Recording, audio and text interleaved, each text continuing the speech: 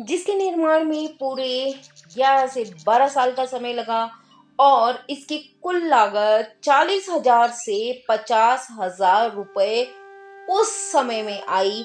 आज मैं उस इमारत की बात करूंगी जो कि शिमला में स्थित है और हम सब उसे क्राइस्ट चर्च के नाम से जानते हैं। और रिज की शान, शिमला की शान, हिमाचल की शान, द क्राइस्ट चर्च शिमला, जो कि आपकी स्क्रीन पर दिखाया जा रहा है।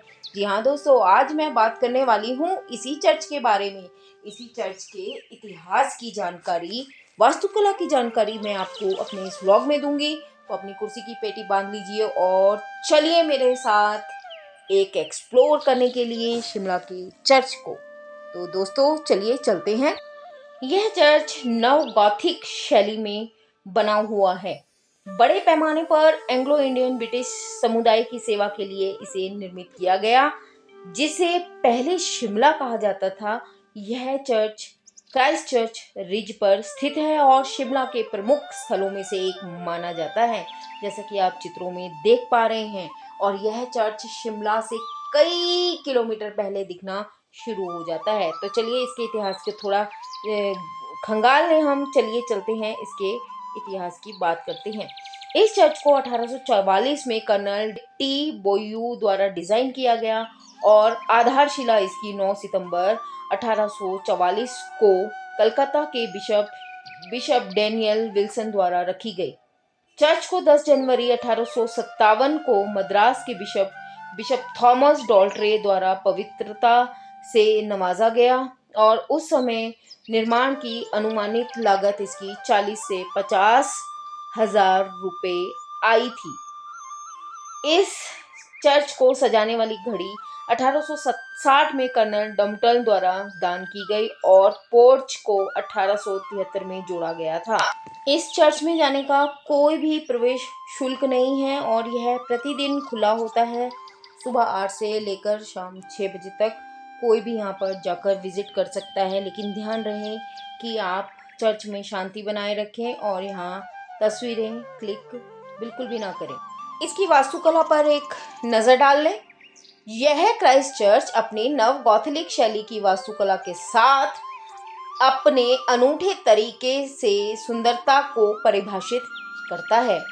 हालांकि इसका जो आंतरिक भाग है ना, जब इसके आप अंदर जाएंगे तो आपको लगेगा नहीं कि ये बहुत पुराना है। बहुत ही सरल जो है इसकी आंतरिक संरचना है, बहुत सरल है।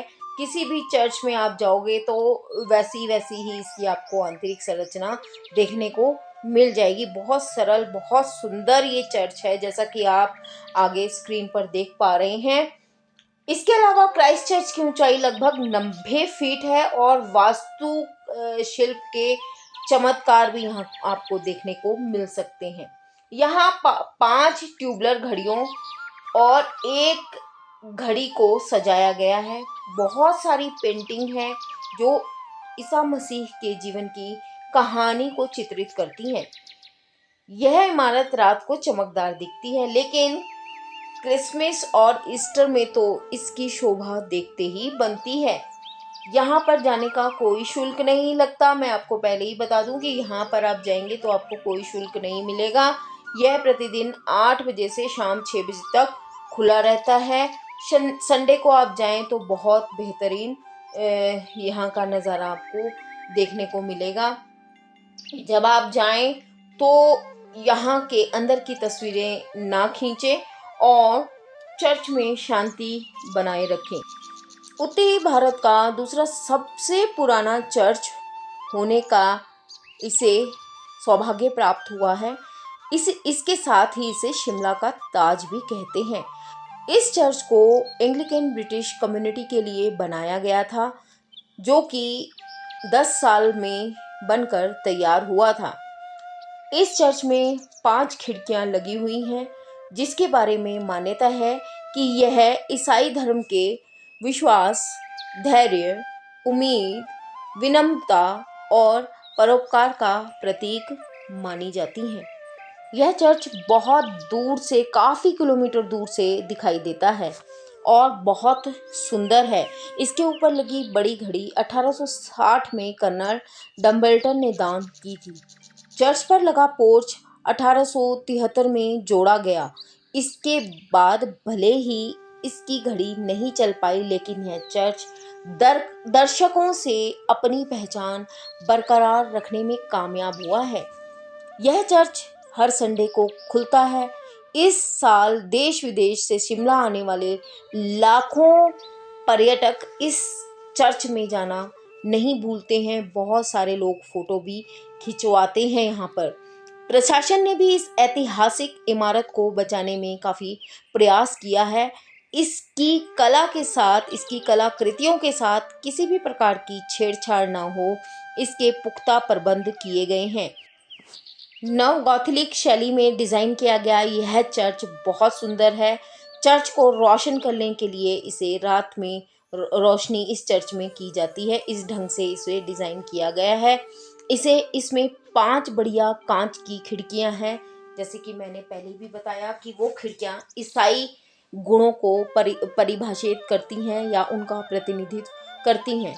इन जो खिड़कियों में चांसल विंडो है, इसको लॉकवुड किपलिंग द्वारा डिज़ाइन किया गया है, जो रुडयार्ड किपलिंग के पिता हैं। और मुझे ये बताने की ज़रूरत नहीं है कि रुडयार्ड किपलिंग कौन है। बहुत फेमस राइटर हैं और उनकी लिखी हुई एक बहुत बहुचर्चित किताब पर एनिमेटेड मूवी भी बन चुकी है और बढ़िया मूवी भी, बॉलीवुड मूवी भी बन चुकी है, हॉलीवुड मूवी भी उस पर बन चुकी है। अगर आप जानते हैं तो कृपया कमेंट बॉक्स में मेंशन ज़रूर करिएगा। तो चलिए आगे चलते हैं। जैसा कि मैंने बताया कि ये रुडयार्ड किपलिंग के पिता लॉकवुड किपलिंग ने इसका डिज़ाइन किया था। क्राइस्ट चर्च का पाइप ऑर्गन भारतीय उपमहाद्वीप में सबसे बड़ा है, जिसे सितंबर 1899 यानी कि 1899 में स्थापित किया गया। इस चर्च की संपत्ति में पुस्तकें और बहुत सारे जो धार्मिक ग्रंथ हैं वो भी शामिल किए गए हैं। 1820 के दशक में जब पहली बार यूरोपीय लोग यहाँ पर आए थे ना, तो यहाँ पर पूरी तरह से जंगल विकसित था। पूरी तरह से यह जंगली इलाका था। जाखू पहाड़ी पर 2 या 3 चरवाहों की छोटी मोटी टूटी फूटी झोपड़ियां थी और एक छोटा सा हनुमान मंदिर स्थित था, जिसे आज जाखू मंदिर के नाम से भी जाना जाता है। इसके अलावा चर्च के बगल में लाइब्रेरी भी स्थित है। वर्ष 1910 में जेम्स रैनसन द्वारा निर्मित यह पुस्तकालय पुस्तकों और प्राचीन ग्रंथों का अद्भुत संग्रह अपने आप में समेटे हुए है। इस ऐतिहासिक इमारत को देखने में लगभग आपके 1 से 2 घंटे आसानी से व्यतीत हो जाएंगे। बारीकी से देखना है तो 1 से 2 घंटे का समय आपको लग ही जाता है। चर्च से बाहर निकलने पर सामने बेंच दिखाई देते हैं, जहां पर आप बैठकर थोड़ी देर विश्राम कर सकते हैं और रिज की चहल पहल का आनंद ले सकते हैं। इसके साथ ही साथ यहाँ पर बनी हुई छोटी मोटी कैफेटेरिया से खाने पीने का सामान भी ले सकते हैं, पर ध्यान रहे बंदरों से हमेशा यहाँ पर सावधान ही रहना चाहिए।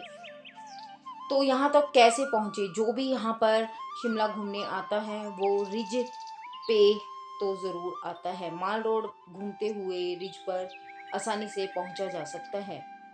बहुत सुविधाजनक हो गया है। नीचे कार्ट रोड से सीधा माल रोड को लिफ्ट से जोड़ दिया गया है। अब आप यहाँ पर आसानी पर पहुँच सकते हैं। होप आपको आज की दी हुई जानकारी पसंद आई होगी, और पसंद आई तो कमेंट बॉक्स में कमेंट करना बिल्कुल ना भूलें। तो मिलते हैं इसी तरह के किसी और ब्लॉग में। तब तक मैं इस चैनल की होस्ट और आप सबकी दोस्त शिमला ब्लॉगर दीपशिखा आपसे चाहती है इजाज़त। बाय बाय दोस्तों।